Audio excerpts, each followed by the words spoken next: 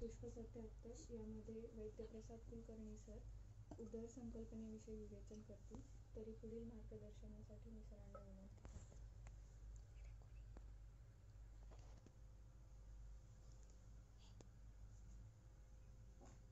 25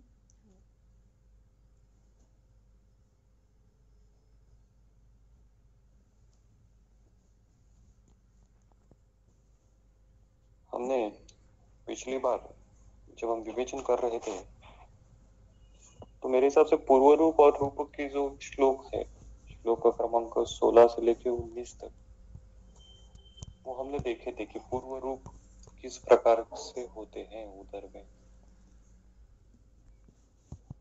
इस पूर्व रूप के संदर्भ में भागवताचार्य जी ने और एक अलग लक्षण दिया है।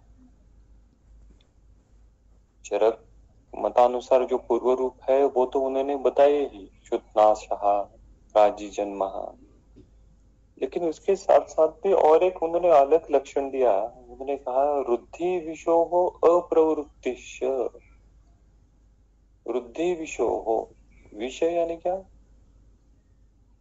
विषय यानी पुरीश, पुरीश की वृद्धि होना, लेकिन वृद्धि होने के साथ साथ ही उसकी अप्रवृत्तिश्च, मल की वृद्धि तो हो रही है लेकिन उसकी अप्रवृत्ति हो रही है।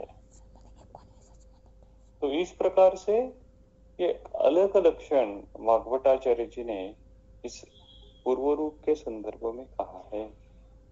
तो आगे पूर्व रूप के बाद श्लोक क्रमांक 20 जो है वो फिर से एक बार सामान्य संप्राप्ति का विवेचन आता है। हमने देखा था कि संप्राप्ति के जो श्लोक है उदर के संदर्भ में वो 2 बार आए हैं। इससे पहले श्लोक क्रमांक 9 और 10 में आए हैं और फिर अभी श्लोक क्रमांक 20 में आए हैं। इसी प्रकार की रचना पांडु अध्याय में भी मिलती है। तो वो तो हमने देखा है। इसके आगे श्लोक क्रमांक 21 में रूप का वर्णन है। कुक्षे आत्मान आटोपः शोपः पादकरस्य च मंदो अग्निः श्लक्ष्ण गंडत्वम कार्श्यम च उदर लक्षणम। तो उदर के लक्षण किस किस प्रकार के हो सकते हैं? तो उन्होंने कहा कुक्षे है आत्मानम। तो कुक्षी आत्मान होना ये प्रधान लक्षण है, ये शुरुआत कही है। हर बार उदर की निश्चिति जल संचिति के साथ नहीं करनी है।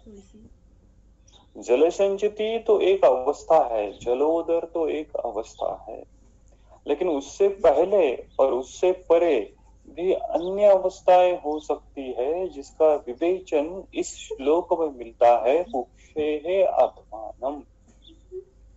तो बहुत सारे रुग्ण हमारे पास आते हैं कुक्षी आत्मान लेके। तो जब जब ये कुक्षी आत्मान ये अवस्था रुग्ण बताता है तो उसका व्यवच्छेदन करने के लिए ये उदर संप्राप्ति की तरफ तो नहीं जा रहा है ना, तो इसका चिंतन वैद्य ने करना चाहिए। कुक्षेः आत्मानम, ये पहला लक्षण उन्होंने कहा रूप के संदर्भ में। पूर्व रूप के संदर्भ में इसके आत्मान से पहले की जो अवस्था है उसका विवेचन मिलता है। कौन सा? श्लोक क्रमांक 19 में उन्होंने जो कहा आतन्यते च जठरम अपि लघु अल्प भोजनात्। लघु और अल्प भोजन के बाद वो आतन्यते तो जठरम, वो जठर विस्तीर्यते, थोड़ा ही खाना खाया फिर भी उसको ऐसा लगता है कि पूरा फुल हो गया, स्ट्रेच हो गया। तो ये शुरुआत है और इसके बाद सतत आत्मान की प्रवृत्ति होना। कुक्षेः आत्मानम आटोपः। So the abdomen is something like patient feels that it is full of gas, आटोपः। ये भी अवस्था रुग्ण बहुत बार कहता है कुक्षे आत्मान आटोपः। और इसके बाद उन्होंने कहा पादकरस्य शोपः, और उभय पाद और कर प्रदेश में शोथ उत्पन्न होता है। तो ये शोथ क्यों उत्पन्न होगा? क्योंकि अवरोध जन्य संप्राप्ति है। स्वेदहा अम्बुवाहिनी रुद्धा, स्वेद वह अम्बु वह स्रोतस में अवरोध उत्पन्न हुआ है। वायु के गति का अवरोध उत्पन्न होने के कारण उदीर्यते भृशतरम मार्गरोधात् वह जलम यथा तथा अनिलस्य। तो अवरोध जब उत्पन्न होगा तो वायु प्रतिलोम गति से दोषों को लेके अत्यंत क्रुद्ध होके वेगवान होके बहेगा। तब वो तिर्यक होके शोथ की उत्पत्ति कर सकता है। तो आपके पास पेशेंट शोथ लेके भी आएगा, उसको बाइपेडल इडिमा है, मुझके हाथ पैर पे शोथ आ रहा है, मेरे मुख पे शोथ आ रहा है, ऐसा भी रुग्ण कहेगा। लेकिन उस शोथ जो है वो प्रधान लक्षण वहां पे नहीं है। प्रधान लक्षण, प्रधान संप्राप्ति रुद्ध्वा स्वेद अम्बुवहानी स्त्रोतांसी रुद्ध्वा, ये प्रधान संप्राप्ति है। और इसके कारण वहां पे शोथ ये लक्षण। शोभापादकर से मंदो अग्नि है, ये भी और एक विशेष है। आटोप है, आत्मान है, शोथ है और मंदा अग्नि, कुछ खाने की इच्छा ही नहीं है। अग्नि बहुत मंद है। पूर्व रूप में तो उन्होंने शुरुआत में क्या कहा? क्षुत्नाशा, ये लक्षण पूर्व रूप में था। तो अग्निमंदित होना, ये तो उदर व्याधि में तो स्टार्टिंग में उन्होंने कहा। तो भागवताचार्य जी ने, हमने देखा था पिछली बार क्या कहा था, रोगा सर्वे भी मंदेग्नो। ये जो श्लोक है वो उदर के संदर्भ में आया। तो मंदो अग्नि शलक्षण गंडत्वम, शलक्षण गंडत्वम, तो ये एक अलग प्रकार का रूप लक्षण यहाँ पे उन्होंने लिखा है उदर के संदर्भ में, शलक्षण गंडत्वम। अब इसकी टीका देखिए, शलक्षणम गंडत्वम इति मसरूण कपोलत्वम। इसका मतलब क्या हो गया? स्मूथनेस ऑफ द चिक, जो कपोल प्रदेश है वो थोड़ा चिकना ही भरा, स्मूथ लगना, स्टिकी लगना, ये लक्षण मिलता है मसरूण कपोलत्वम शलक्षण गंडत्वम। लेकिन ये थोड़ी जानने की बात है, चिंतन करने की बात है कि उदर के संदर्भ में ये लक्षण क्यों मिलता है मसरूण कपोलत्वम। तो इसका एक विवेचन हम कह सकते हैं कि ये व्याधि महिमना है, कि दोष्य दुष्य समर्चना का एक प्रभाव के संदर्भ में, प्रभाव के अनुरोध में कुछ कुछ लक्षण उत्पन्न होते हैं। उसमें से एक लक्षण मसरूण कपोलत्वम शलक्षण गंडत्वम इस प्रकार से उत्पन्न होता होगा। जैसे कि ज्वर के संदर्भ में बालेषु द्वेषः, ये मानस लक्षण वहां पे उत्पन्न होता है। द्वेष तो उत्पन्न होगा, ये तो लॉजिकल है, लेकिन बालेषु द्वेषः क्यों उत्पन्न होगा? वृद्धेषु तरुणेषु द्वेषः ऐसा क्यों नहीं? बालेषु द्वेषः है ऐसा स्पेसिफिकली क्यों कहा? या फिर राजक्षमा के संदर्भ में जो वहां पे स्वप्न का विवेचन आता है, उस स्वप्न का क्या संदर्भ है? हालांकि वहां पे जो स्वप्न है वो दोष दुष्य सम्मूर्छना के कारण ही निर्मित है, लेकिन ऐसे ही स्पेसिफिक जो स्वप्न वहां पे है, गधे पे बैठना, उत्तर दिशा पे जाना, दक्षिण दिशा पे बैठ कर जाना, इस प्रकार के स्वप्नों का क्या अर्थ हो सकता है? वो उसका लॉजिक क्या है, उसका रैशनल क्या है? तो कई बार क्या होता है कि उन लक्षणों का रैशनल हम बता नहीं पा सकते, तो उसको हम व्याधि महिमना इस हेडिंग के अंडर डाल सकते हैं। लेकिन फिर भी उस पर चिंतन निरंतर होना चाहिए, क्योंकि ये जो लक्षण है वो दोष दुष्य सम्मूर्छना के कारण ही उत्पन्न हुआ है। ऐसा तो नहीं कि ये दोष दुष्य सम्मूर्छना के परे उत्पन्न होगा, नहीं होगा। तो उदर रुग्ण को शलक्षण गंडत्वम ये लक्षण उत्पन्न होता है। और कार्शम, जो उदर लक्षण कार्य उत्पन्न होगा। क्यों होगा? क्योंकि धातुओं का पोषण, अन्य जो धातु है उनका पोषण सम्यक रीति से नहीं हो रहा है, इसलिए मांस, मेद, अस्थि इनका सम्यक पोषण न होने के कारण वहां पे कार्य की निर्मित होती है। तो कुक्षेः आत्मान आटोपः शोभः पादकरस्य च मंदोग्नेः शलक्षण गंडत्वम कार्श्यम च उदर लक्षणम। तो इस उदर लक्षण में कहीं पर भी जलोदर की अवस्था का वर्णन नहीं है। कहने का तात्पर्य ये है कि केवल और केवल जलोदर जात उदक अवस्था ही उदर है, ये समझना यानी उदर की व्याप्ति को सीमित करना। जात उदक अवस्था, जलोदर की अवस्था, जैसे उस अवस्था में तो रुग्ण हमारे पास बहुत आते हैं, तो उसमें कुछ निदान करने के लिए वैद्य की बुद्धि का कुछ कुशलता नहीं होती, उसमें कुछ स्किल ही नहीं है ना, क्योंकि वो देखते ही पता चलता है। फर्स्ट ईयर बीएमएस का रुग्ण, फर्स्ट ईयर बीएमएस का स्टूडेंट भी उसको डायग्नोस कर सकेगा कि ये उदर का रुग्ण है, उसमें कौन सी बड़ी बात है। लेकिन जातोदक अवस्था या जातोदर, दकोदर, ये केवल उदर में उत्पन्न होने वाली एक अवस्था है। इससे पहले जो कुक्षी आत्मान आटोप मंदाग्नि गर्पादस्य शोपहा ये अवस्था लेके रुग्ण आते हैं, तो उनके संदर्भ में हम उदर संप्राप्ति का विवेचन, उदर संप्राप्ति का अनुरोध, उनके संदर्भ में उदर संप्राप्ति पर हम कितने हद तक ध्यान देते हैं, ये सोचने की बात है।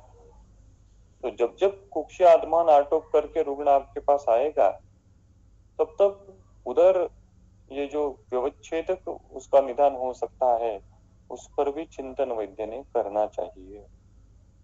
तो आगे श्लोक क्रमांक 22 में उदर के भेदों का वर्णन आता है। पृथक दोषैः समस्तैश्च प्लीह बद्ध क्षतोदकैः संभवन्ति उदराणि अष्टौ तेषां लिंगम पृथक शृणु। पृथक दोषैः, तीन दोषों के कारण वातज, पित्तज और कफज उदर जो उत्पन्न होंगे, वो समस्तैश्च यानी क्या कि दो दोषों के कारण, संसर्ग के कारण, दो दोषों का सम्मिलित होना, इसका तात्पर्य क्या है? संसर्ग होना। और संसर्ग की व्याख्या हमने इससे पहले देखी है, चिरक विमान स्थान का जो 6वां अध्याय है उसमें श्लोक क्रमांक 11। संसर्ग किसको कहते हैं?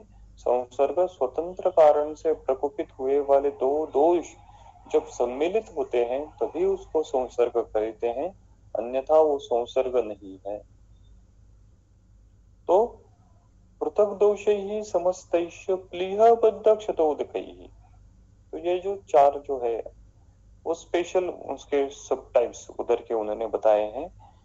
संभवन्ति उदराणि अष्टो तेषां लिंगम तक्षण, तो आगे हर एक उदर का जो सब टाइप है उसका विवेचन उन्होंने किया है। तो श्लोक क्रमांक 23-24 में वातज उदर के हेतु और उसके संप्राप्ति का विवेचन मिलता है।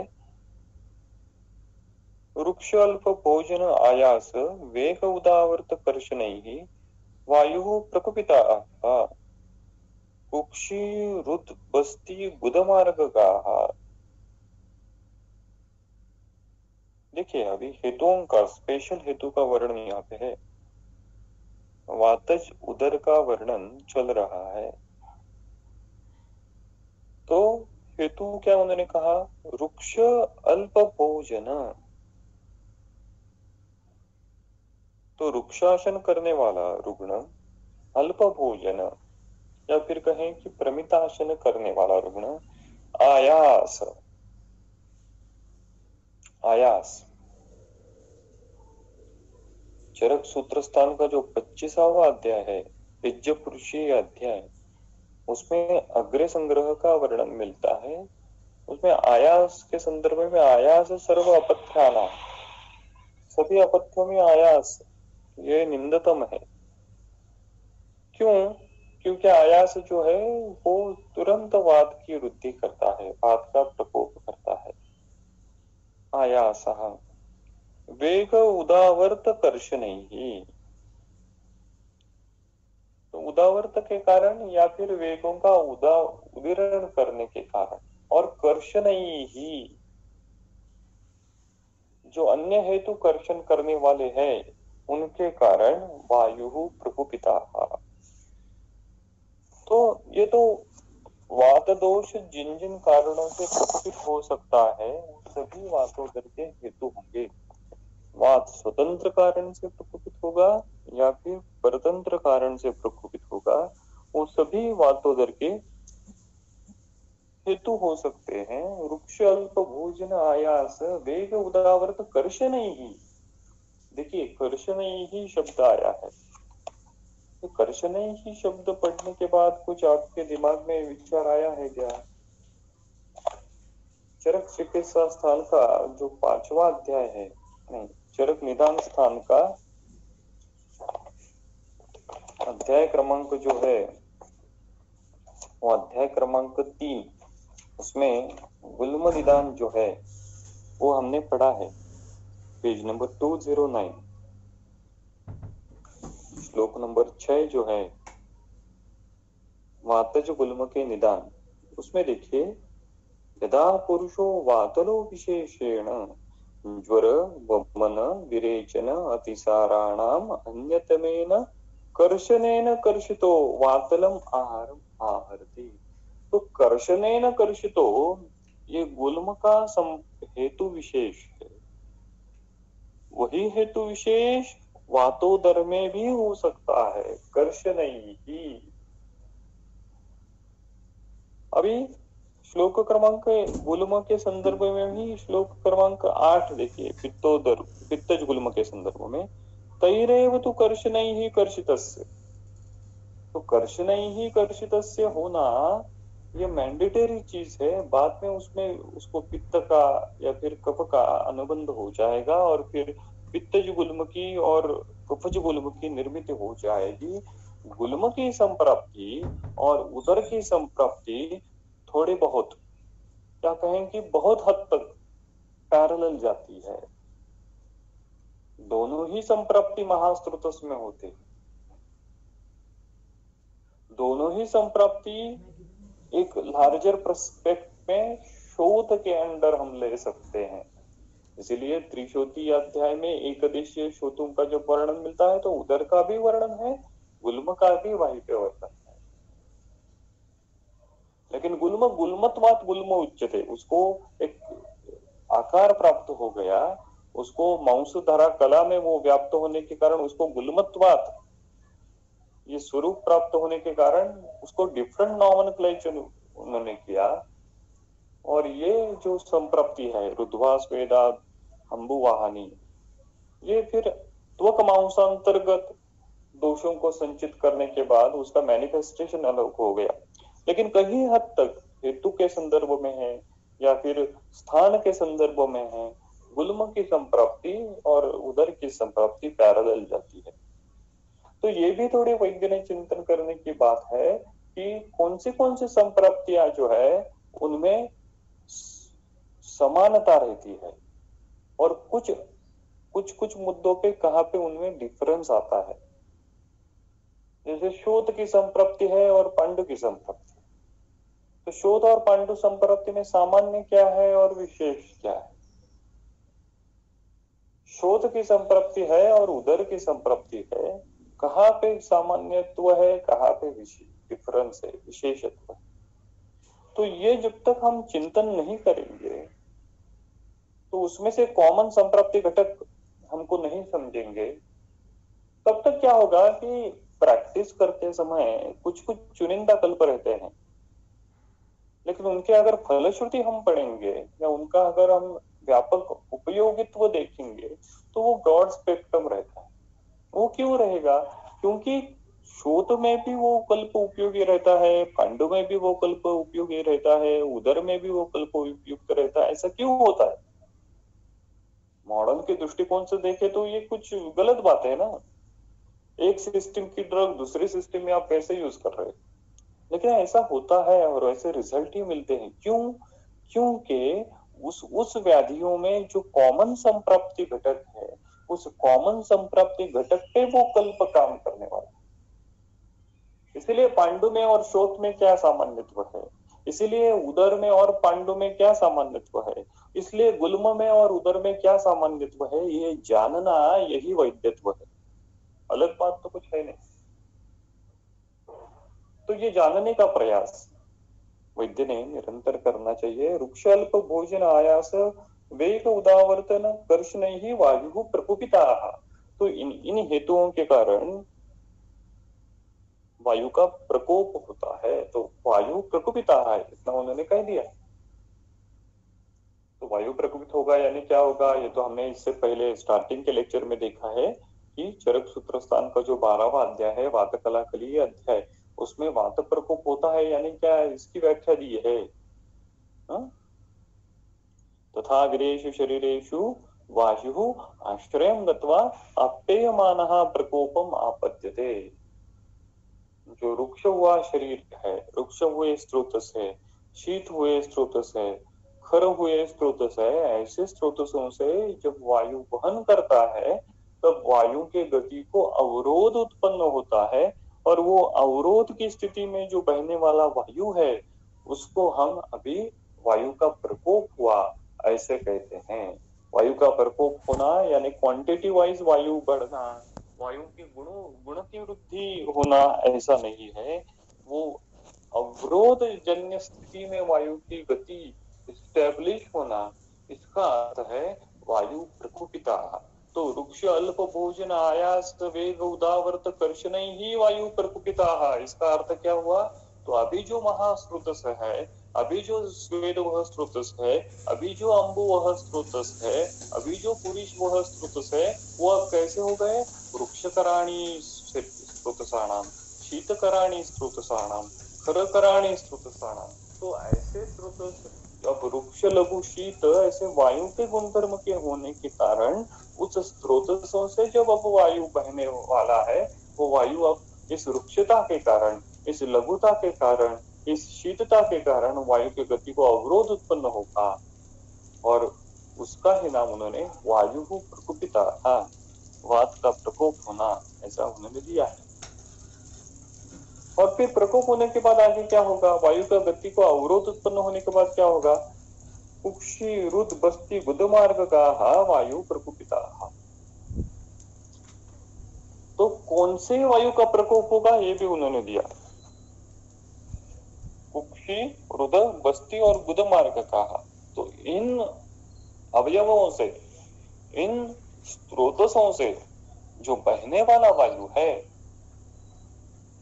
वो वायु अब प्रकोपित होगा, उसके वहन को अब अवरोध उत्पन्न होगा। तो ये सामान्य संप्रप्ति है। देखिए कि वातज गुल्म में भी यही संप्रप्ति होती है, वातज पांडु में भी आप देखेंगे तो इन्हीं हेतुओं के कारण वायु का प्रकोप होने वाला है। आप अन्य कोई भी वातज ज्वर के भी हेतु देखेंगे तो वह यही है। लेकिन अभी विशेष क्या है, कुक्षी रुद बस्ती बुध मार्ग का वायु प्रकोपिता। या भी वायु आगे क्या करेगा, कौन से स्थान में जाके वो दोष दृश्य समूर्चना एस्टेब्लिश करेगा, ये विशेष है। उसका वर्णन उन्होंने आगे के श्लोक में किया है, श्लोक नंबर 24 में। अथवा अग्नि कफमुद्धूय तेन रुद्ध गति ततः आचिनोति उदरम जंतो त्वक मांसांतरमाश्रिताः। तो कुक्षी रुद बस्ती गुद मार्ग का वायु प्रकोपिता, तो उसका तो वायु का इस मार्ग में, इस अवयव में बहने वाले वायु का प्रकोपित हो गया। तो इसके बाद क्या होगा, हत्वा अग्नि कफम उद्धूय।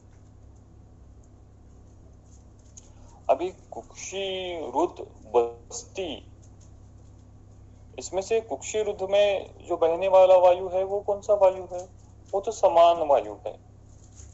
तो समान वायु का प्रकोप होना, और बस्ती बुध मार्ग कहा यानी क्या, अपान वायु का प्रकोप।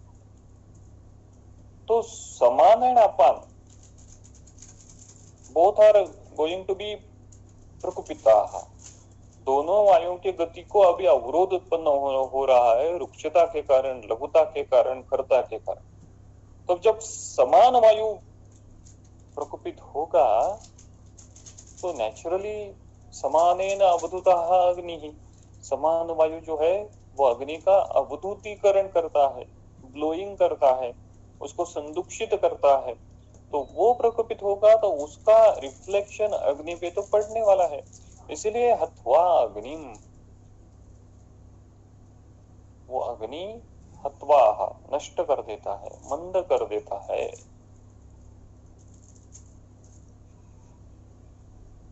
तो नेचुरल फिजियोलॉजी में देखिए,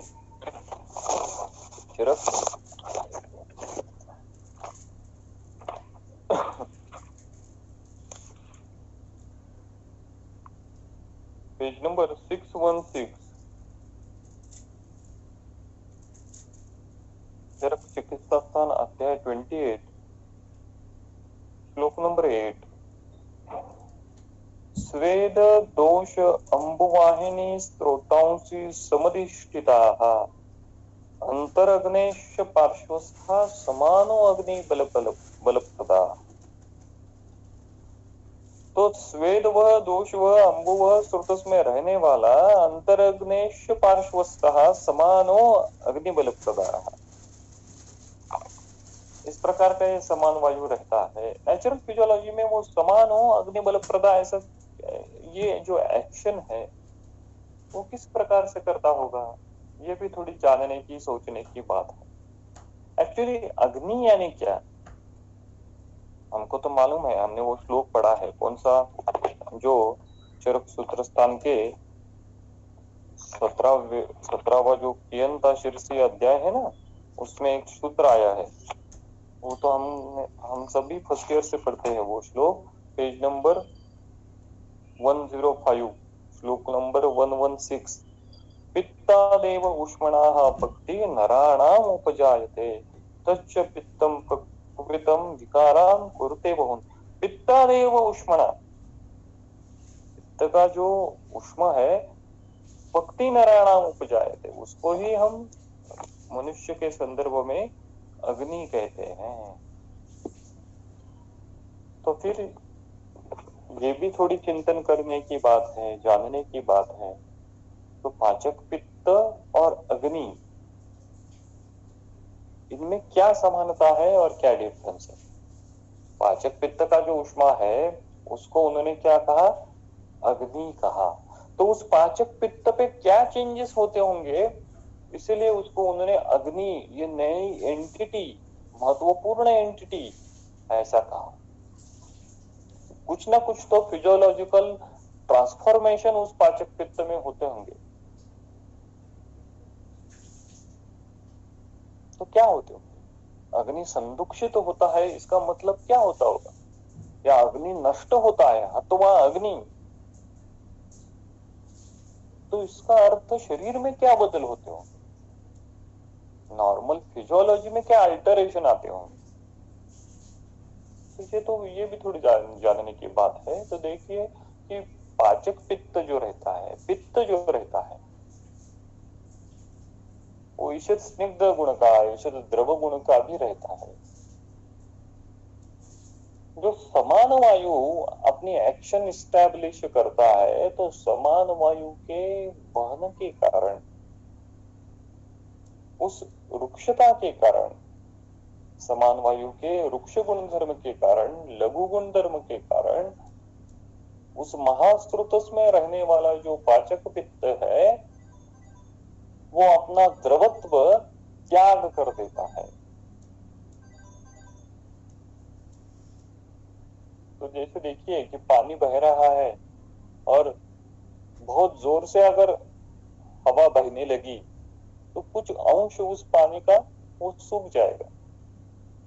उसी प्रकार से उस समान वायु के रुक्ष गुण धर्म के कारण पाचक पित्त अपना द्रवत्व त्याग कर देता है और उसको त्यक्त द्रवत्व ये अवस्था प्राप्त हो जाती है। उस त्यक्त द्रवत्व को ही अग्नि का अंश हम कहते हैं।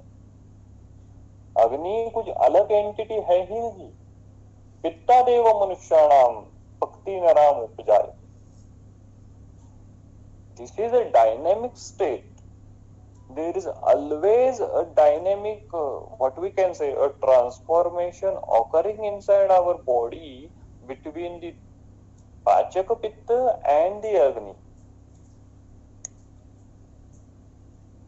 जब पाचक पित्त त्यक्त द्रवत्व की अवस्था में पहुंचता है तो उसको अग्नि अवस्था प्राप्त हो जाती है और अग्नि संदुक्षित हो गया है, भूख लग गई है, ऐसा हम महसूस करते हैं।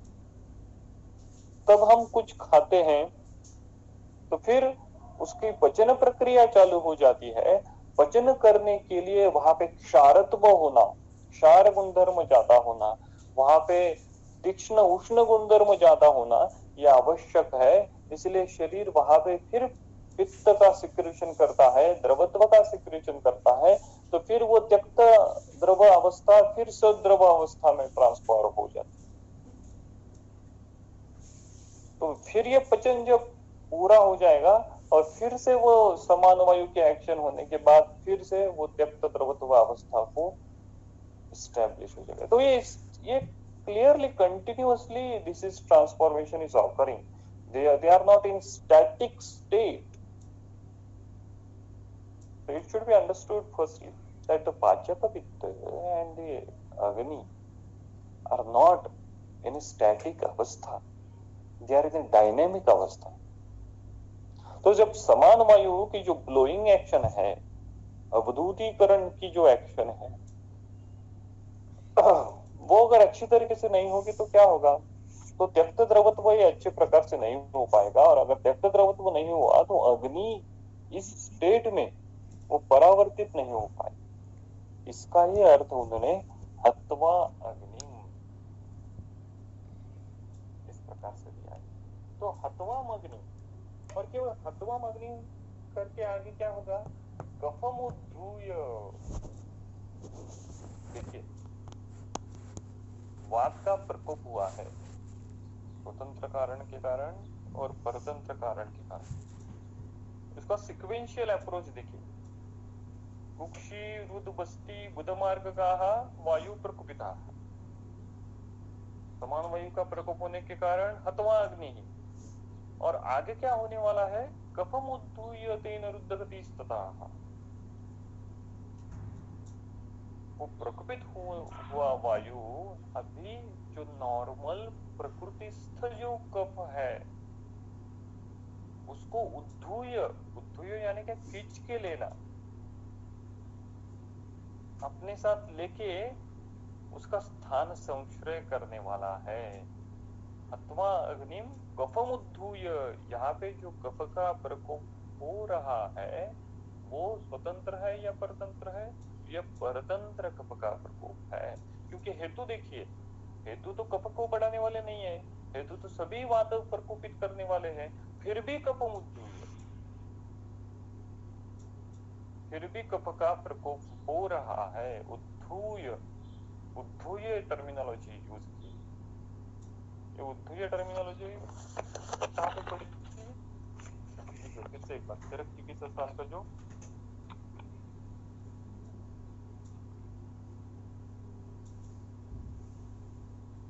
5वां अध्याय है, पेज नंबर 435, श्लोक नंबर 6 जो है, कफम च पित्तम च दुष्ट वायु उद्धूय मार्गान विनिबद्धताभ्याम रुत्नावे पार्श्व उदरपस्ति शूलम करोति अथो याति न बद्धमारकः। तो विनिबद्धताभ्याम मार्गान उद्धूय, वायु के गति को अवरोध होने के कारण वो वायु क्या करेगा? और कफ और पित्त को उद्धूय करेगा। उस स्रोतस में जो लिप्त कफ के अंश है और वो जो पित्त के अंश है या फिर संवहन में बहने वाले जो कफ के अंश है उसको लेके वो वायु उसको खींचेगा। उद्धूय टर्मिनोलॉजी, उद्धूय स्पेसिफिक टर्मिनोलॉजी यूज की है। वो मेरे हिसाब से बहुत कम बार आई है, वो गुल्म में भी आई है और उधर में ही आई है, अन्य जगह पे इसका ज्यादा विवेचन नहीं है। उद्धूय तो कौन सा शब्द कहाँ पे यूज किया है, ये भी उसका विशेष है। ऐसा नहीं कि हैप्पैज़ार्डली शब्द लिख दिया, ऐसा नहीं। हत्वा अग्नि कफमुद्धूय तेन रुद्धगतिस्तथा, और उसको उद्धूय क्यों करेगा वो? रुद्धगतिस्तथा, उसने वायु के वहन को अवरोध उत्पन्न किया, इसलिए वो वायु, प्रकोपित हुआ वायु उस कप को उद्धूय करेगा, अपने मार्ग से खींच के वो भी अन्य दूसरी जगह पे उसको डिपॉजिट करेगा। और वो कहाँ पे करेगा? त्वक मांसांतरमाश्रिता, उस कफ के मॉलिक्यूल को त्वक मांसांतर में वो वायु जो है प्रकोपित हो गया, वो आश्रित करेगा, वहां पे उसको डिपॉजिट करेगा, और इसके कारण आचिनोति उदरम, और ये जो कफ के अंश जो है वहां पे डिपॉजिट होने के कारण आचिनोति उदरम, उदर की वृद्धि हुई है, ऐसा लक्षण उत्पन्न होगा। तो देखिए ये जानना कितना इंपॉर्टेंट है। यहाँ पे वायु स्वतंत्र कारण से प्रकोपित है, या फिर कहें कि वायु का प्रकोप ये प्रधान घटना है, और कफ जो है वो परतंत्र कारण से प्रकोपित है। नहीं तो क्या है कि कफ त्वक मांसांतर में आश्रित हो रहा है, तो हम कफग्न चिकित्सा करेंगे तो फिर वो वायु को जाके बढ़ाने वाला है। इसलिए यहाँ पे कफग्न चिकित्सा नहीं करनी है, यहाँ पे वातग्न नहीं, वात का अनुलोमन करने वाली, समान वायु का अनुलोमन करने वाली और अपान वायु का अनुलोमन करने वाली ही चिकित्सा करनी पड़ेगी। वातग्न चिकित्सा वैसे देखा जाए तो कफ को बढ़ाएगी, लेकिन उस तारतम्य से हमको इस वातोदर की चिकित्सा करनी है, क्योंकि इसका विशेष क्या है? हत्वा अग्नि कफम उद्धूय, कफ का होने वाला ये परतंत्र प्रकोप वायु के द्वारा, ये इसका विशेष है। अब इसके तस्य रूपाणी, इस वातोदर में, इस संप्राप्ति में, अभी जब ये वायु प्रकोपित होके कफ का उद्धूयीकरण करके जब त्वक मांसांतर में उसको संचित करेगा, उसको आश्रित करेगा, यह अवस्था एक दिन में उत्पन्न होगी क्या? नहीं। आज एक कप का मॉलिक्यूल जाके वो डिपॉजिट करने वाला है, हेतु का सातत्य रहेगा, फिर दूसरे दिन थोड़ा, फिर तीसरे दिन थोड़ा, ऐसा ये महीने महीने ये प्रक्रिया चलने वाली है। तो अंतिमतः ये लक्षण जो है वो इस प्रकार से फुल ब्लोन सिम्टोमेटोलॉजी लेके रुग्ण आपके पास आएगा। तो शास्त्र में, ग्रंथ में जो लक्षण वर्णन मिलते हैं, ये फुल ब्लोन सिम्टोमेटोलॉजी है। इसका तात्पर्य ये नहीं है कि ये और ये सभी लक्षण आपके रुग्ण में दिखने चाहिए इसी सीक्वेंस से, इसी परिप्रेक्ष्य में, नहीं, ऐसा नहीं। इसमें से कुछ लक्षण मिलेंगे, कुछ लक्षण नहीं मिलेंगे, या कोई इसके साथ साथ अगर हेतु बदल गया और इसके साथ और अलग लक्षण भी मिल सकते। तो शास्त्र में जो लक्षणों का वर्णन मिलता है वो अति उत्कृष्ट संप्राप्ति का रहता है, हाई ग्रेड जो संप्राप्ति रहती है उसका वो वर्णन रहता है। अगर ऐसी संप्राप्ति अवस्था लेकर रुग्ण आपके पास आएगा तो ये सभी लक्षण मिलेंगे। अगर ऐसी अवस्था नहीं है, उसकी सिविरिटी थोड़ी कम है, तो इसमें से कुछ लक्षण मिलेंगे, कुछ नहीं मिल सकते। तो तस्ते रूपाणी कुक्षी पाणी पाद रुषण श्वयथु, कुक्षी प्रदेश में, हस्तपाद में, रुषण प्रदेश में शोथ उत्पन्न होता है। उदर अभिपाटनम अनियतो च रुधिरासः, और उदर की जो है वो अनियत, क्या उसकी कुछ सिस्टमेटिक पैटर्न नहीं है रुधिरास का, या वायु के चल गुण के कारण ऐसा हो रहा है। कुक्षी पार्श्व शूल उदावर्त अंगमर्द पर्व भेद शुष्क कास कार्श दौर्बल्य अरोचक विपाक, ये सभी वात के कुक्षी रुद्धि बस्ती गुदमार्ग का प्रकोप होने के कारण उत्पन्न होने वाले लक्षण है, और फिर जो सार्वदेहिक वात के प्रकोप के भी कारण उत्पन्न होने वाले लक्षण है। विकास लक्षण, कार्य लक्षण, दौर्बल्य, अरोचक अविपाकः, अधो गुरुत्वम, वातवर्चो मूत्र संघः। नेचुरली अपान वायु का प्रकोप हो गया है, इसलिए वहां पे वातवर्च मूत्र संघ उत्पन्न हो रहा है। श्याम अरुणत्वम च नखनयन वदन त्वं मूत्र वर्चसा। ठीक है, नख नयन वदन त्वक मूत्र वर्चसा, ये श्याम अरुणत्व, उसका ब्लैकिश शेड आ जाता है। तो वात का प्रकोप, सार्वदेहिक वात का प्रकोप इस हद तक होगा या इतनी, क्या कहे कि इतने सीवियर अवस्था में होगा कि उसका रिफ्लेक्शन अभी नख में, नयन में, त्वक में, मूत्र में, वर्चस्व में दिख रहा है।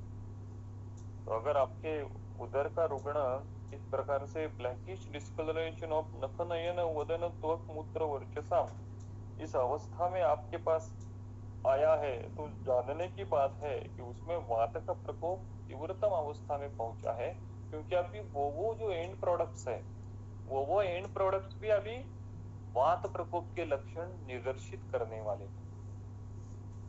तो पूरे स्रोतों में, शरीर के सभी स्रोतों में अभी वात पड़ा है, तो वो तो प्रोग्नोसिस के दृष्टिकोण से थोड़ी डिफिकल्ट अवस्था होगी। तो ये लक्षण जो है, इन लक्षणों से भी हमको प्रोग्नोसिस थोड़ा बहुत पता चलता है। तो शाव अरुणत्वं च नखनयन वदन त्वं मूत्र वर्चसाम अपि च उदरम तनु असीत राजी सीरा संततम। क्या कहा उन्होंने? तनु असीत राजी सीरा संततम। जो उदर है उसमें तनु ज्यादा स्थित नहीं रहती है, सीरा है, वो तनु रहती है और असीत राजी, और सीरा जो रहती है वो कृष्ण वर्ण की दिखती है। वो कृष्ण वर्ण की क्यों दिखेंगी? क्योंकि सीरा से जो बहने वाला रक्त है, वो रक्त भी अभी वातज रक्त दुष्ट हुआ है। तो वातज रक्त दुष्टि है, वो वातवह सिराओं की दुष्टि है। तो इसी के कारण वो सिराओं का जो वर्ण है, वो सिराओं का वर्ण भी अभी blackish discolouration. So it also indicates the severity, or we can say the gradation of the वात प्रकोप। तो वात प्रकोप के कारण शरीर में कौन से लक्षण उत्पन्न हो सकते हैं, उसका विवेचन यहाँ पे उन्होंने दिया है। एक तो सामान्य लक्षण उन्होंने उदर के दिए सबसे पहले, आत्मा नाटो पशु पादकर से एक्सेट्रा एक्सेट्रा। लेकिन इसमें अगर वात प्रकोप की सीवियरिटी आपने बढ़ा दी तो कौन से लक्षण उत्पन्न होंगे? तो इस प्रकार के लक्षण। तो अपि च उदरम तनु असीत राजी सीरा संततम आहतम आत्मातम द्रुति शब्दवत भवति। तो ये और एक उन्होंने क्लिनिकल चीज वहां पे बता दी, आहतम आत्मातम द्रुति शब्दवत भवति। So the tympanic sound is produced on percussion.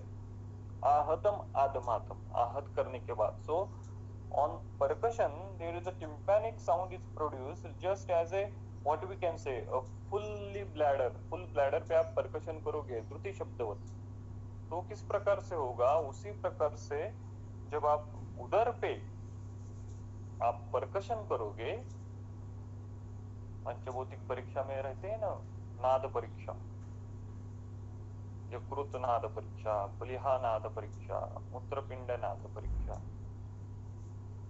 तो उस प्रकार की नाद परीक्षा या फिर कहें परकशन, तो उस प्रकार की परकशन या नाद परीक्षा आप ओष्ठ पे करोगे, उदर पे करोगे, तो आपको टिम्पैनिक साउंड दिखेगा, आत्मात।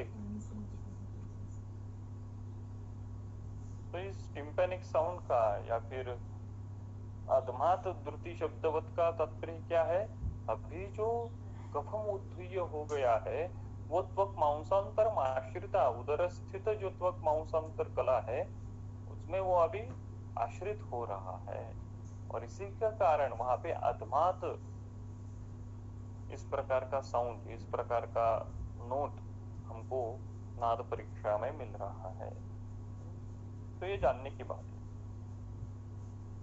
तो व्यवच्छेदन करने के लिए भी ये महत्वपूर्ण है। ये लक्षण शायद गुल्मा में उतनी अवस्था में नहीं मिलेगा या फिर स्थानिक मिलेगा, लेकिन उदर में वो सार्वदेहिक कोष्ठ में ये लक्षण मिलेगा। तो उदर और गुल्म में अजातक उदका अवस्था में व्यवच्छेदन करने के लिए ये पर्कशन परीक्षा, ये नाद परीक्षा महत्वपूर्ण हो सकती है। आहतम आत्मात द्रुति शब्दवत् भवति वायुष ऊर्ध्वम अधतिर्यक्ष सशूलम शब्दम चरति। और वायु जो है वो अधो ऊर्ध्वम तिर्यक्ष सशूलम सशब्दम चरति, वो तिर्यक गति से, ऊर्ध्व गति से, अधो गति से जब वहन करता है तो वेदना के साथ और सशब्द उसका वहन होता है। एतत् वातो उदरम इति विद्यात्। तो ये वातो उदर के लक्षण है। अभी देखिए यहाँ पे प्रधान संप्राप्ति घटक कौन सा है? अथवाग्नि कफमुद्दूय, वात का प्रकोप होना और कफ का परतंत्र कारण से प्रकोपित होना। तो इसकी टीका चक्रपाणी जी ने दी है। देखिए कफमुद्दूय के बारे में वो क्या कहते हैं? कफमुद्दूयम इति अत्र कफस्य अप्राधान्यम तेन कफेन उदर व्यपदेशो अत्र असमीचीन इति दर्शयति। तो इस प्रकार से उन्होंने कहा कि कफ का जो प्रकोप हो रहा है वो परतंत्र है, यानी अप्राधान्य है। प्राधान्यता प्रकोप वात का हो रहा है और कफ का परतंत्र प्रकोप हो रहा है। ये जो चीज है वो यहाँ पे इम्पोर्टेंट है। आगे पित्तज उदर का वर्णन श्लोक नंबर 26 से लेके 28 में किया है। उसमें अभी पित्तज उदर के जो हेतु है वो अभी देखते हैं। श्लोक नंबर 26। कटु अम्ल लवण अत्युष्ण तीक्ष्ण अग्नि आतप सेवनैहि विदाहि अध्यशन अजीर्णैहि च आशु पित्तम समाचितम। देखिए तो कटु अम्ल लवण अत्युष्ण तीक्ष्ण अग्नि आतप सेवनैहि, तो अपने अपने स्वतंत्र या फिर परतंत्र कारण के हेतुओं के सेवन के कारण प्रकोपित हुआ जो पित्त है वो क्या करेगा? आशु समाचितम पित्तम, आशु समाचितम पित्तम। प्रकोपित पित्त क्या है? आशु समाचितम। समाचितम यानी क्या? संचित हुआ। कैसे संचित हुआ? आशु समाचितम। तो ये संप्राप्ति वातज उदर के तुलना में, कफज उदर के तुलना में थोड़ी जल्दी मैनिफेस्ट होगी। आशु समाचितम, क्योंकि ये जो पित्त है वो जल्दी संचित होके लक्षणों की निर्मित करने वाला है। तो आशु समाचितम पित्तम क्या करता है? वो प्राप्य अनिल कफो रुद्ध्वा मार्गन उन्मार्गम आश्रितम निहंति आमाशय वन्नी जनयति उदरम तथा। अब ये जो पित्त है तो अनिल कफो प्राप्य मार्गम रुद्ध्वा, तो अभी ये जो पित्त है इस पित्त को अनिल कफो प्राप्य, अभी इस पित्त को वायु और कफ का अनुबंध डेवलप होता है। तो मेन दोष तो पित्त है, लेकिन अनिल कफो प्राप्य वायु का और कफ का उसमें एसोसिएशन हो जाता है। तो देखिए उदर है तो ये हमने इससे पहले भी कहा है कि कोई भी वातोदर भी रहा तो केवल और केवल वात के लक्षण नहीं रहते, केवल और केवल एक ही दोष की इन्वॉल्वमेंट उस संप्राप्ति में नहीं रहती। जैसे कुष्ठ में है वैसे ही सभी व्याधियों में वो प्रिंसिपल लागू है। व्यपदेशस्तु भूयसा, इस कारण से उसको हमने पित्तोदर नाम दिया। लेकिन अनिल कफो प्राप्य, अनिल और जो कफ है उसका अनुबंध वहां पे होता ही है। उसकी टीका में देखिए चक्रपाणी जी ने क्या कहा है? अत्रापि अनिल कफो अप्रधानो पित्तम तु प्रधानम। तो एसोसिएशन होगा इसलिए वो अप्रधान है और पित्त का प्रधानत्व है। पित्त जो है वो संप्राप्ति में मेन रोल अदा करता है। तो वायु और कफ का अनुबंध डेवलप होने के बाद क्या होता है? मार्गम रुद्ध्वा, मार्गम रुद्ध्वा, स्रोतस जो है उस उसमें अवरोध उत्पन्न होता है। और आगे उन्मार्गम आस्थितम आमाशय वन्यम निहंति, उन्मार्गम आश्रितम, उन्मार्गम यानी क्या, ऊपर रहने वाला, उन्मार्गम आस्थितम, आस्थितम रहने वाला, आमाशय वन्नी, ऊपर जो आमाशय है उसमें रहने वाला जो वन्नी है वो निहंती, वो नष्ट हो जाता है। तो वायु और कफ का अवरोध होने के कारण ये दोष जो है वो प्रतिलोम होते हैं। दोष जो है वो आमाशय स्थित होकर, आमाशय में जाकर, आमाशय स्थित जो अग्नि है, जो पित्त की त्यक्त द्रवत्व अवस्था है, उसको वो नष्ट कर देते हैं। यानी क्या होगा, यानी यहाँ पे जो पित्त बड़ा है वो पित्त द्रव गुण से ज्यादा बड़ा होगा। उष्ण गुण तो है ही, तीक्ष्ण गुण तो है ही, लेकिन उसके साथ साथ वहां पे पित्त का द्रव गुण भी बड़ा है। तो पित्त का द्रव गुण ज्यादा बढ़ने के कारण जो त्यक्त द्रवत्व अवस्था होगी ना, वो त्यक्त द्रवत्व अवस्था ज्यादा उत्पन्न नहीं हो सकती। और साथ साथ में वायु का और कफ का भी अनुबंध है, इसीलिए वहां पे उन्होंने कहा कि उन्मार्गम आस्थितम आमाशय वन्यम निहंति। तो इस प्रकार की संप्रप्ति यहाँ पे डेवलप हो जाती है। तो इसके कार्डिनल फीचर कौन से उत्पन्न होते हैं वो भी आगे उन्होंने श्लोक नंबर 28 में कहा। दस्य रूपाणी दाह, ज्वर, तृष्णा, मूर्छा, अतिसार, भ्रमा। तो ये सार्वदेश पित्त प्रकोप के जो लक्षण हैं वो यहाँ पे मिलेंगे। फुटुकाश्चत्वम, ये भी पित्त प्रकोप के कारण उत्पन्न होने वाला लक्षण है। हरित हरिद्रत्वम च नखनयन वदनत्वं मूत्र वर्चसा। तो पित्त प्रकोप व्यपदेशस्तु भूयस्य का कारण प्रधान है, इसलिए जिस प्रकार से वातोत्तर में हमने देखा था शावारुण वर्णत्व, उसी प्रकार से यहाँ पे अभी पित्त प्रकोप होने के कारण हरित हरिद्रत्वम च नखनयन वदनत्वं मूत्र वर्चसा। अपि च उदरम नील पीत हरित हरिद्र हरित ताम्र राजी सीरान अवदन। तो जो सीरा दिखती है वो अभी पित्त वर्ण की, नील पीत वर्ण की दिख जाती है। वातोत्तर में वो कृष्ण वर्ण की होती थी, शाब अरुण वर्ण की होती थी। आगे उन्होंने कहा धैर्यते, ये पित्त के अभी जो कार्डिनल फीचर्स है वो अभी दिखने लगते हैं। दह्यते, धूयते, धुप्यते, उष्मायते, विद्यते, क्लिद्यते, मृदुस्पर्शम क्षिप्रपाकम च भवति। तो दह्यते, वहां पे बर्निंग सेंसेशन होता है। धूयते, धूयते की टीका दी है उन्होंने, धूयते इति व्यथते, व्यथा होती है। धुप्यते, धुप्यते इति धूममिव उद्भवति, उस जगह से धुआं आ रहा है, इस प्रकार से जलन, इस प्रकार से वेदना वहां पे होती है। उष्मायते, उष्मा का एहसास होता है। विद्यते, अभी उष्मायते की टीका देखिए, उष्मायते इति पार्श्वस्थेन एव वह्निना देते। उष्मायते की स्पेसिफिसिटी चक्रपाणी जी ने दी है कि पार्श्वस्थित अग्नि जलन जैसा होना, वह्नि स्पर्श जैसा होना, इस प्रकार की अगर वेदना हो रही है तो उसको उन्होंने उष्मायते ऐसा कहा है। स्विद्यते, स्विद्यते इति घर्माक्तम भवति, पेशेंट लिप्त हो जाता है गर्म से, उसको स्विद्यते कहते हैं।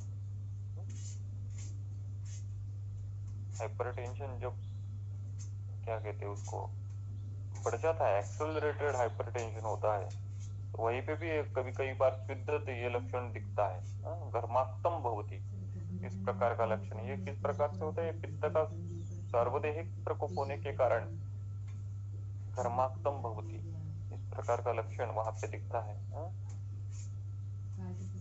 क्लिद्यते और मृदु स्पर्शम क्षिप्रपाकम च भवति। तो ये कार्डिनल फीचर है उदर का, वहां पे मृदु स्पर्श और क्षिप्रपाक। मृदु स्पर्श तो सॉफ्ट इन टच एंड क्षिप्रपाक सेपरेट्स रैपिडली। तो क्षिप्रपाकम का टीका उन्होंने दी है, क्षिप्रपाकम भवति इति शीघ्रपाकात् जलोदरताम याति। तो वो तुलना से कंपैरेटिवली वो जल्दी उसमें जातउद का अवस्था या जलोदर की अवस्था उत्पन्न होती है, इसलिए वहां पे मृदु स्पर्शम क्षिप्रपात यह अवस्था उत्पन्न हो जाती है। टेंडरनेस होना, एक्यूट टेंडरनेस होना, ये भी पित्तज उदर की, या फिर हम कहें कि जहां जहां पे पित्त की इन्वॉल्वमेंट होती है मास प्रोसेस में, हमने गुल्म के संदर्भ में देखा था, वहां वहां पे एक्यूट टेंडरनेस होता है। तो जहां जहां एक्यूट टेंडरनेस रहा वहां वहां पित्त की इन्वॉल्वमेंट हो गई, तो पित्तज उदर में भी वो एक्यूट टेंडरनेस आपको एब्डोमिनल एग्जामिनेशन में मिल रहा है, तो वो हाँ पित्त की इन्वॉल्वमेंट है ऐसा जानना चाहिए। तो उसके साथ ही वहां पे मृदु स्पर्श और क्षिप्रपाक, ये आशु समाचितम पित्त है, इसलिए वो संप्राप्ति शीघ्रता से वो जलोदर की तरफ लेके जाएगा एज कंपेयर टू दी मातोदर एंड कपोदर। तो इस प्रकार से एतत् पित्तोदरम इति विद्यात्। तो इस प्रकार से यहाँ पे पित्तोदर का वर्णन उन्होंने किया है। आगे जो है वो कफोदर का वर्णन हम अगली बार पढ़ेंगे, अभी यहाँ पे रुकते हैं। धन्यवाद।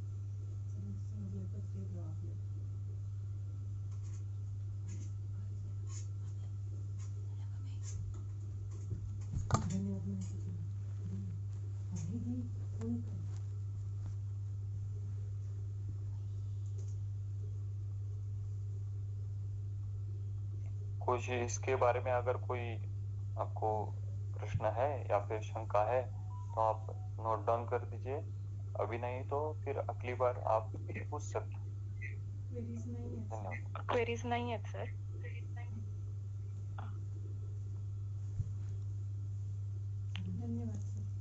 धन्यवाद सर।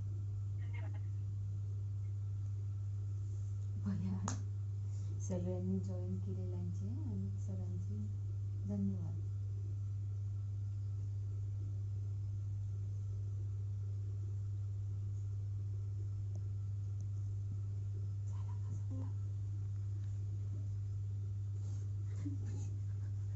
फोन इथं इकडे कुठे पळायला लागली मला. अगं फोन तिकडे होते ना, मग मी त्याच नादात. चला आज प्रेझेंटरला, ऑर्गनायझरला आणि अँकरला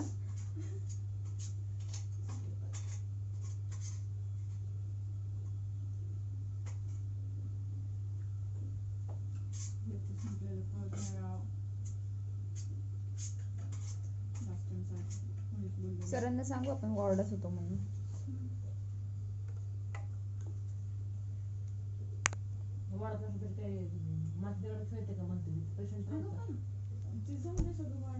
सरांनी आता सध्या हा टाइम नाही ठेवायला पाहिजे. ते तर माहिती होतं सर, आपल्याला प्रत्येक गोष्ट उत्तर असतं ग.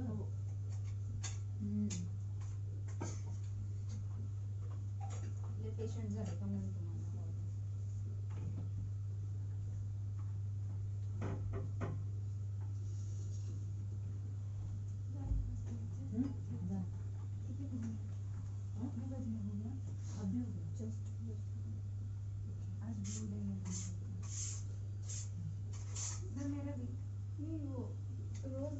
कोई ना कोई दो या तीन लोग मेरे साथ ना, तुम भी चेंज कर दो एक साथ ग्रुप है वो क्या? अच्छा ठीक है. तो दौड़ के आई है कि तुम लोग को जाना होगा बोल के. जाना ही था पर वो लेक्चर था ना यहाँ पे, तो वहीं पे आइसक्रीम खाऊंगी, कश्मीर जाऊंगी, चलो मैं आइसक्रीम. मम्मा पाल होती गेली. पाल ना, इसमें इतना डरती तुम. मैं यहाँ पे थी.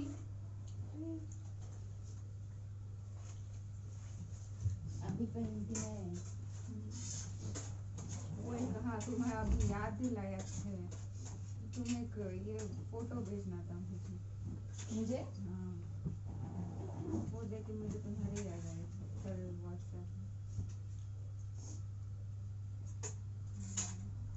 व्हाट्सएप में.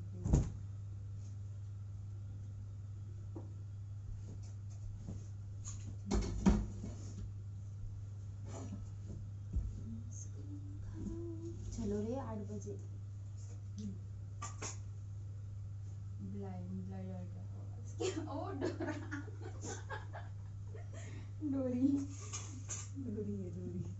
बहुत गुस्सा आता है डोरी.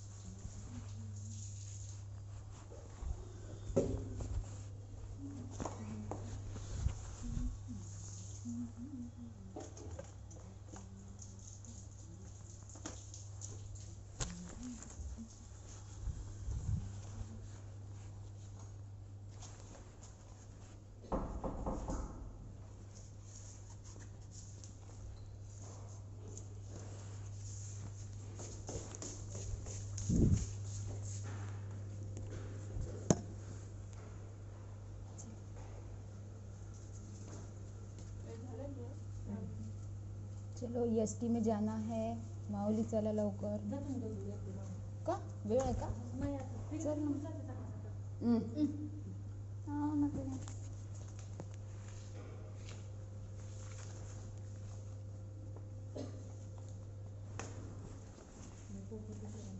काहीतरी काम असतं.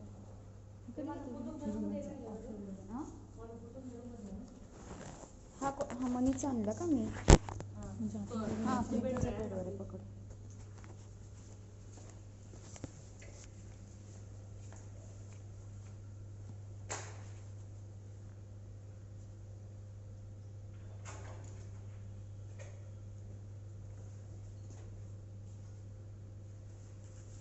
आज बनले अब्बा डब्बा जब्बा केलाय. अब्बा डब्बा जब्बा बाप्पा. Blessed people.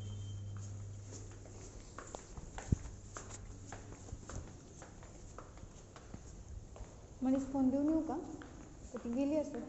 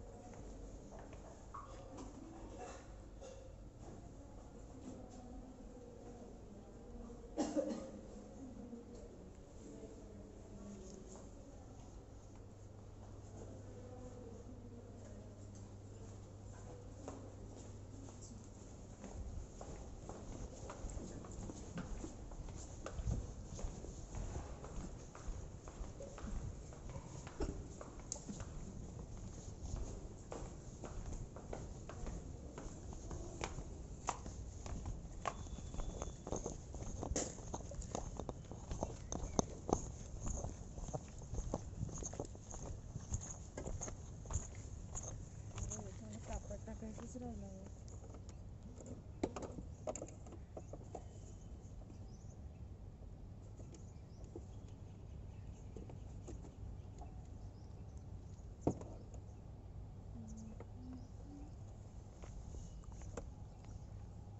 हे काय स्पंज होता.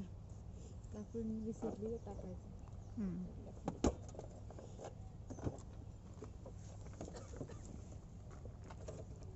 तुझी बॅग समोर ठेव. फ्रेंड तिकडे ट्रॅप गाडीला.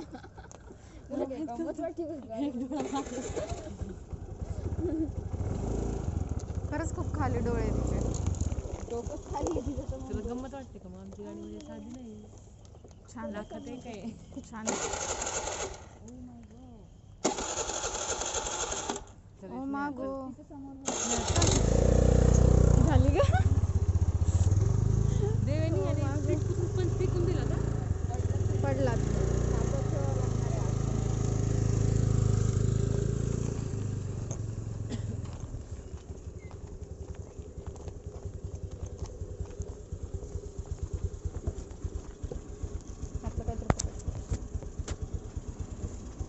झाडातलं काहीतरी पकड मध्ये एकच ठेवून दिलाय बस.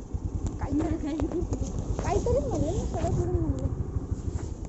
ती बॅग घे पुढं. तेच. पडन बरं का मी. आणि मागं पकडून बसवलं ना, मागं बसवलं. नीट बसा. पकडते.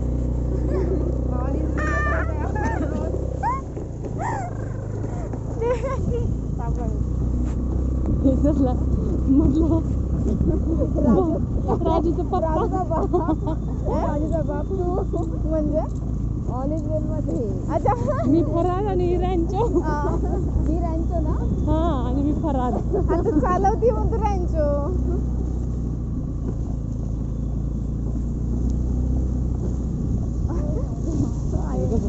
एवढं काय करत त्याला कोण ट्रिपल सीटून जाते. आपले रोज धंदे होणार आता हे.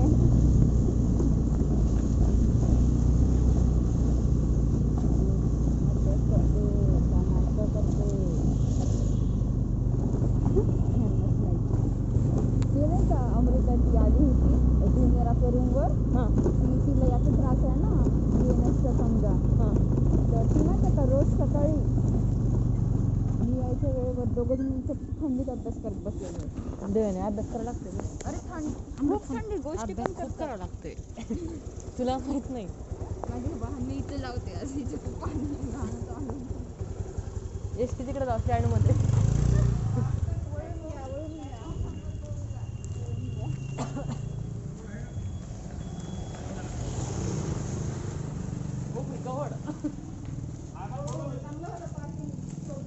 प्लॅटफॉर्म नंबर 2 वर काढलेली ना.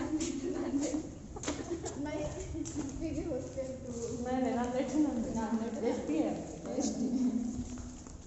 सिटी बस नाही. जाते कुठे नांदेड.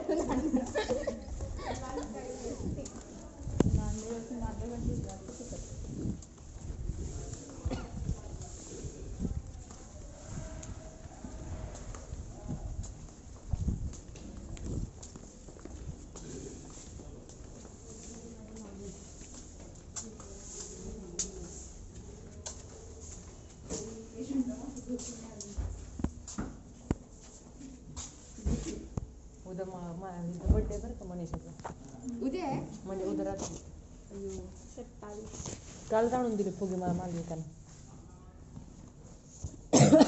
फोन पकड बघ.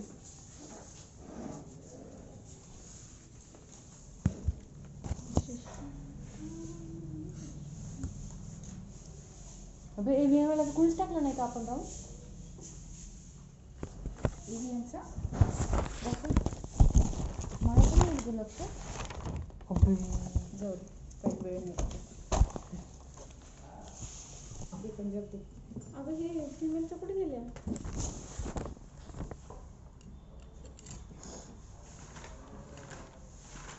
तो विसरूनच गेले मी पेशंट.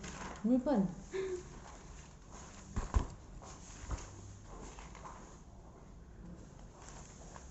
चाबी ठेव.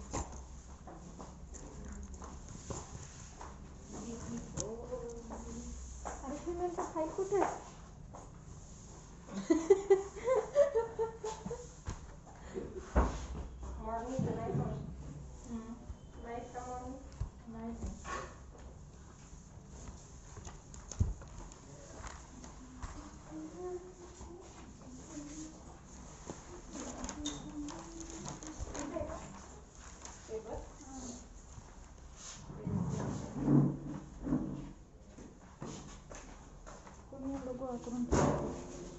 पेड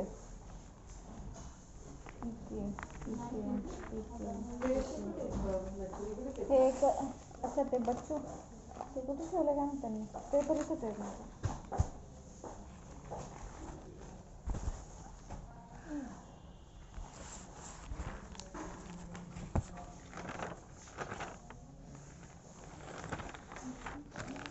बेबी शक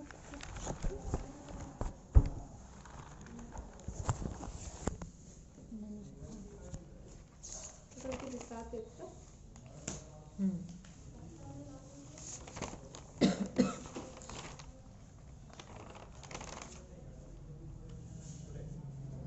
अमृत ते हे लिहिलं ना तू त्या आशिष पेशंटचं ते जाण्याची नोट.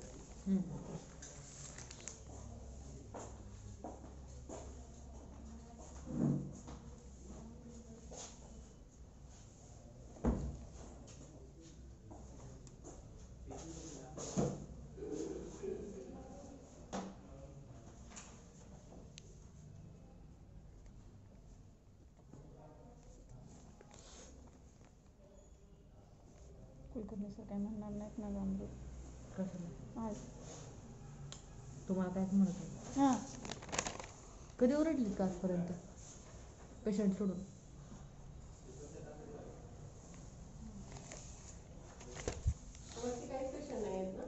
नाही. नाही हो.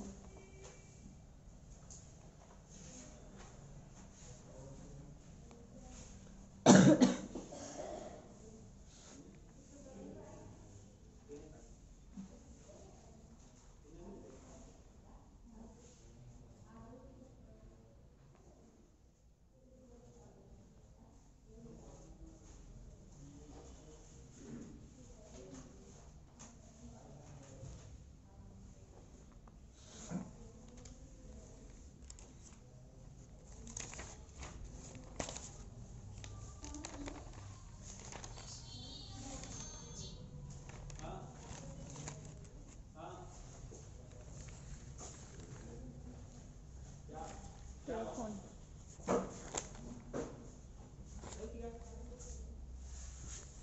झिरो डायल एस पी फक्त कालपुरती सांगितली होती ना? हां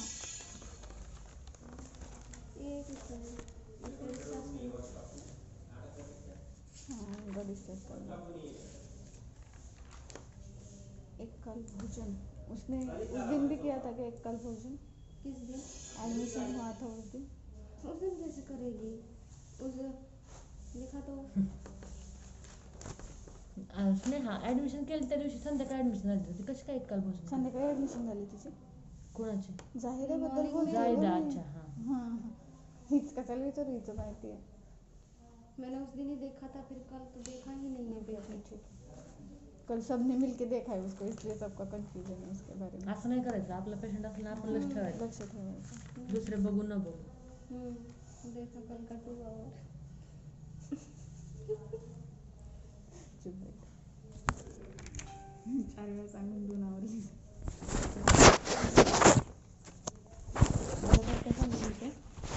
फक्त फीडबॅक ना आणि जाते ते फक्त. हां फीडबॅक आणि लॉन्च पेज लेवल लागेल.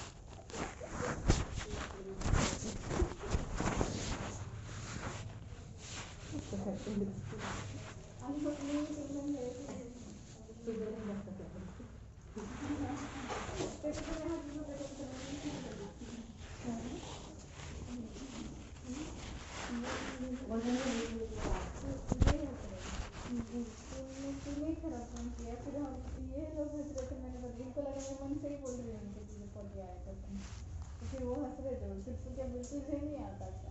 हाँ, फिर वो कैसे आता है, इतनी मुश्किल से क्यों आता है, नहीं आता। नहीं आता ना फिर। वो आई तो साइकिल आपकी ये रोटेशन सब लेना है फिर किसी ले लो फिर ले लो डिमांड करना तो देखा मुझे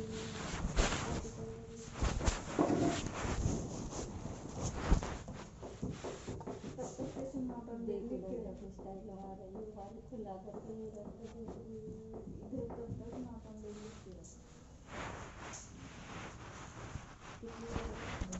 दाल बना के ले आप आपके घर क्या कर रही थी आप इतने टाइम का।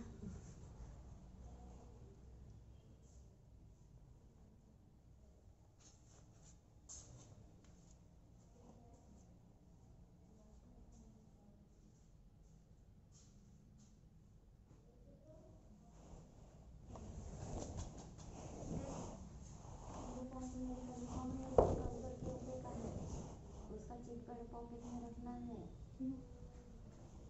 पेशेंट को ये पकड़ के किसी को मत देना उसमें बस प्रिस्क्रिप्शन लिखने के लिए है ना तो दूध पैसे इधर विषय इंस्ट्रक्शन अब मैं नाश्ता करके आई। मनीषा रसगुल्ला रखी जाऊँगी।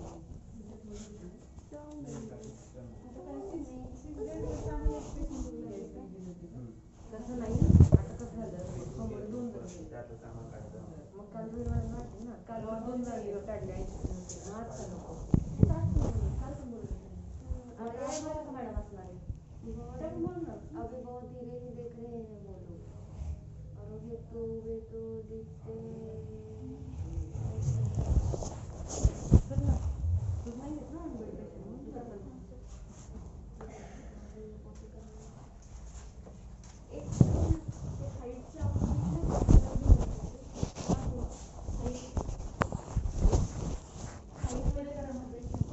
अरे यार इसे कलर डाल दिया ना यहाँ पे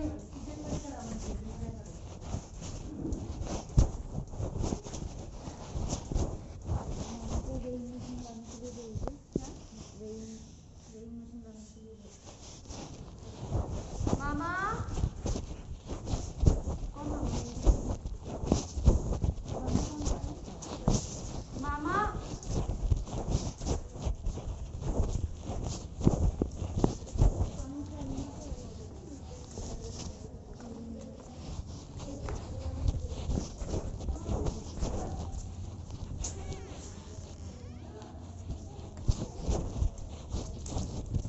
ये क्या कर रही है नहाने नहीं क्या उसको बोलो जल्दी करो राउंड डालना है हाँ। राउंड डालना है जल्दी करो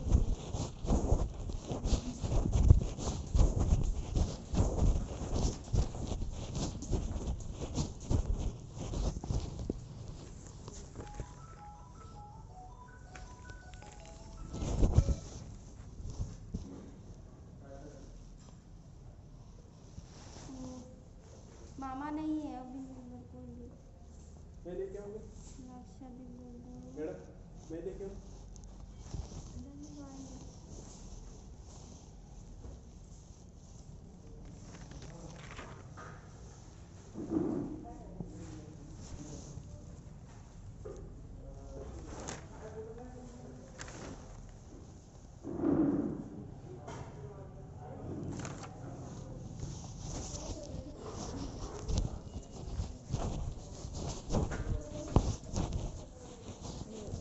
अमृता का हो गया हो तो उसे बोलना वो गए हैं कहाँ नाश्ता ये सब मिल लेना है क्या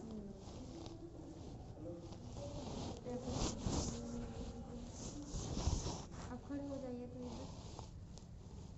इधर